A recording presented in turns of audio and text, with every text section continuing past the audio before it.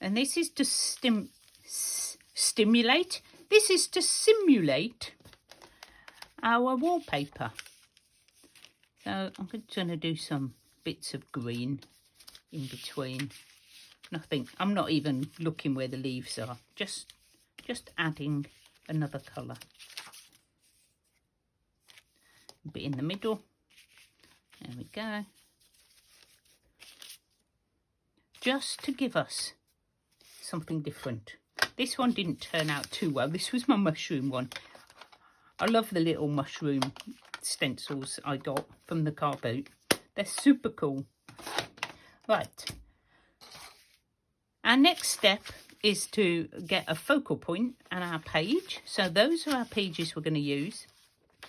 And I thought today we'd just decorate a blank page. And you can't get more blank than that. So the first thing I'm going to do is just add my focal point. Now this is just an old scrap of wallpaper. Not quite sure where I got it from. I think it came in Happy Mail. And I thought that was kind of cute. So I'm going to just rip it in half. You can use anything you've got. Any focal point. Could be a picture from a magazine. Could even be an advert out of a book. Whatever you fancy putting behind it that you think would be discovered behind layers of wallpaper. Okay, so I'm just going to glue this down because that's our first piece going on. And I'm just going to use this PVA and then I'll swap to the better glue. Because I think this is well, it was in its day pre-glued. So it's not going to take a lot of gluing down. So I'm just going to pop that on in the centre-ish. Not too worried if it doesn't reach the top and the bottom because we're going to cover it. There we go. Got a nice crease down the middle, but you know, it all adds to the texture. So let that dry for just a moment. We are going to take these pages and we're just going to rip them. I'm going to rip them in half-ish. Just like this. Not really a plan. So the first thing I want to do is give myself some sort of edge. And the easiest way to do it is to just lie it down and start screwing up and ripping this edge. Just like that. Don't worry about the top and the bottom because I think this is going to be too big anyway. So if it rips, even better. So this is the sort of effect you want. It's going to be quite tricky on this because this is very, very fragile. So it's going to rip quite easily. But it will also fold up really nicely. I'm going to use some of this. This is just, no we won't. We'll use this. This is just some brown paper packaging with some gesso on it. I think I was just messing about, you know, like you do. And what we're going to do is we're going to get this coffee. Now, you can just use distress ink if you've got that, but I'm trying to make this as easy, if you haven't got any tools, as you can. And this is just going to be ideas. You can use distress ink at this point. I just thought it might be interesting if we did it with actual coffee. And we're just going to stain up all the edges, and I'm just going to go ahead and do that on these. So these are all done and dry, and as you can see, by doing it on here, it's also then given this one another layer. So I will continue using this as like a backdrop, and eventually it turns into one of my grungy papers. That's how you make them. So let's continue. And the first thing I want to do is put my top and bottom on because I want to cover up the little white bits. So we're just going to lay this on like that. Very easy. You can all do this.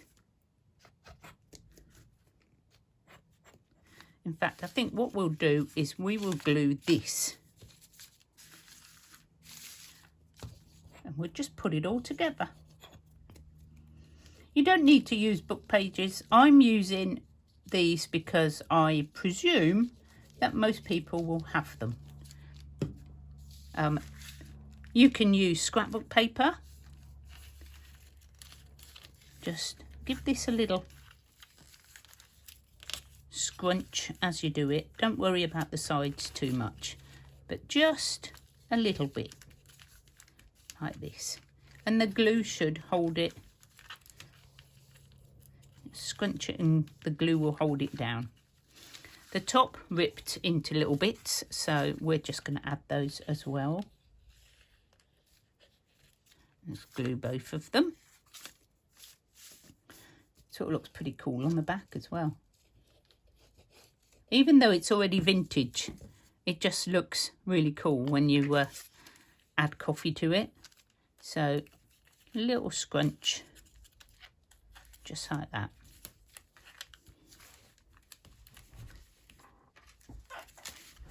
Just checking them in frame. Did a whole video without being in frame the other week. I had to redo it. So obviously, you know, wallpaper doesn't come off all in one piece. We know that. I don't know if anybody actually uses wallpaper anymore. There we go. That's not glued. So we're just going to add a bit more, and there we go. Okay, and then we just start layering the sides up. Now I'm going to go with my biggest one, which is this one. And the same process, just glue it on. There's no rules. If you can choose whichever piece you want to go on first. We are going to have to add a bit more glue in a minute. But yeah, way too much. But we can just trim the ends, so that's fine. And what I will do is scrunch, and I will just get this, put a bit of glue on, and then scrunch it up like that. And it does end up quite flat. If you're worried about the bulk, it is actually quite flat. So I'm just going to do one side with you so that you can get the idea. I think this one I can do next.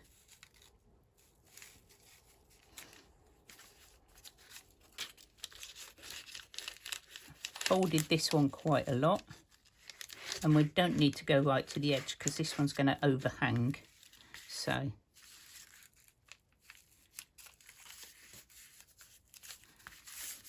glue that down, and you can just wait till now to scrunch them if you don't want to do it first, but I like to get some lines going, some bits. I just think it just looks awesome. I love this effect. This blue one maybe next. I've tried to use the stamps that will give me a sort of old-fashioned wallpaper sort of effect. I may be successful, I may not. I don't know. We will see. I don't know how it's going to turn out. Just a bit of fun with book pages. Fun with book pages.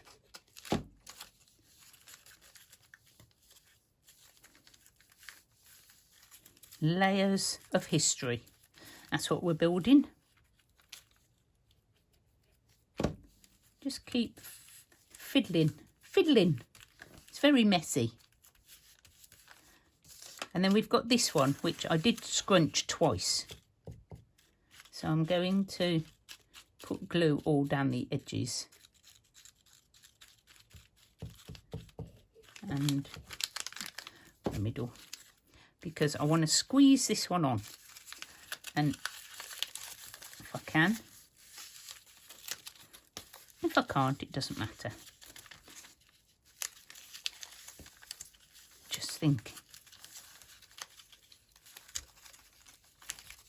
Some of the wallpaper's going over the top of the other wallpaper. Can't really see the blue one at all.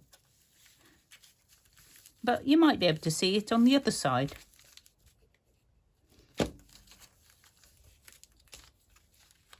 That's stuck. Let's just take that off.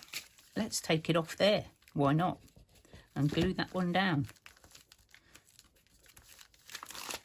Doesn't come off straight, does it? There we go. I like that.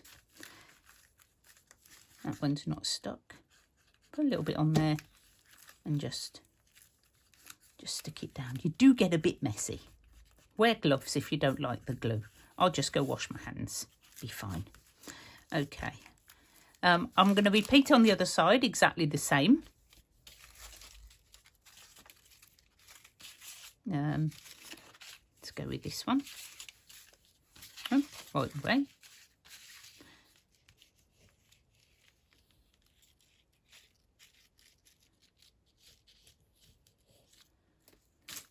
Oh, hang on. I think we've this one's quite long, isn't it? There we go.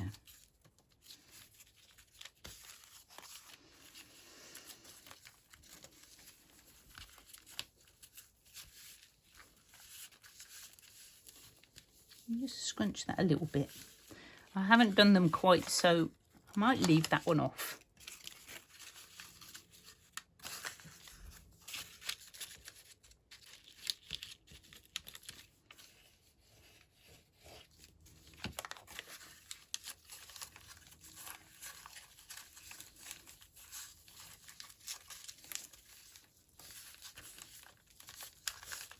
And a bit more of the blue showing on this one.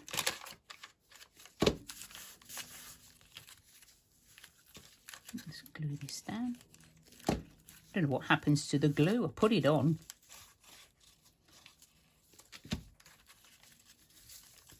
There we go. And then my top one. That's very creased up and wrinkled.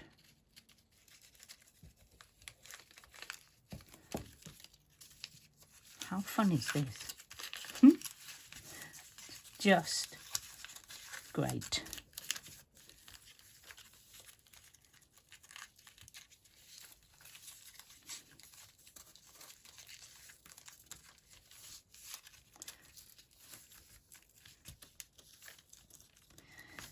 You never know, they might not have had any money for wallpaper. They may have lined their walls with newspaper. Old maps. Oh, we could have done maps. Right, what I'm going to do is cut the excess off so that we can see what it looks like. It's very wet and soggy. If you want the bits hanging out the edge, obviously, leave them on. Can't leave them on this edge because this is the edge that's going to be sewn into the journal. You can leave your tops hanging out, but I just think I want to see what it looks like. And these, of course, are now scraps to use in my journals. So, I save everything. How about that? I think one more little touch will be some black. And I've got just a makeup sponge and a really old black. And I'm just going to rub it over the top. Just to age it a bit more.